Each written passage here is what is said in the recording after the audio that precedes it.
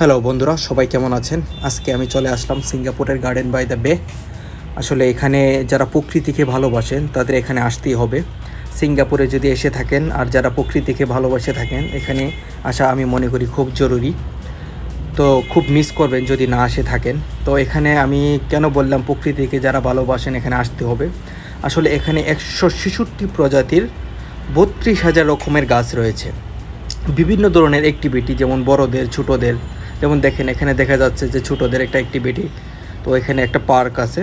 তো সিঙ্গাপুরের মধ্যে গার্ডেন বাই দ্য বের মধ্যে সবচেয়ে বেস্ট একটা জায়গা হলো ক্লাউড ফরেস্ট। আসলে ক্লাউড ফরেস্টে গার্ডেন বাই দ্য বেতে যদি আসেন, ক্লাউড ফরেস্টে যদি না যান তাহলে মিস করবেন। আসলে আমরা যেতে পারি নাই ক্লাউড ফরেস্টে সময় স্বল্পতার কারণে।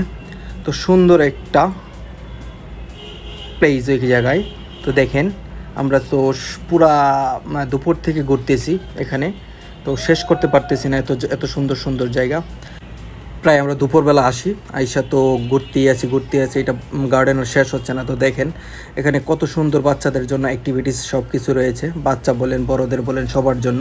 সবচেয়ে আকর্ষণীয় বিষয় হলো এখানে ক্লাউড ফরেস্টটা। তো আমরা মিস করলাম। তো নেক্সটে যখন যাব আমি নিশ্চয়ই ক্লাউড ফরেস্টে যেতে চাই। তো ধন্যবাদ সবাইকে।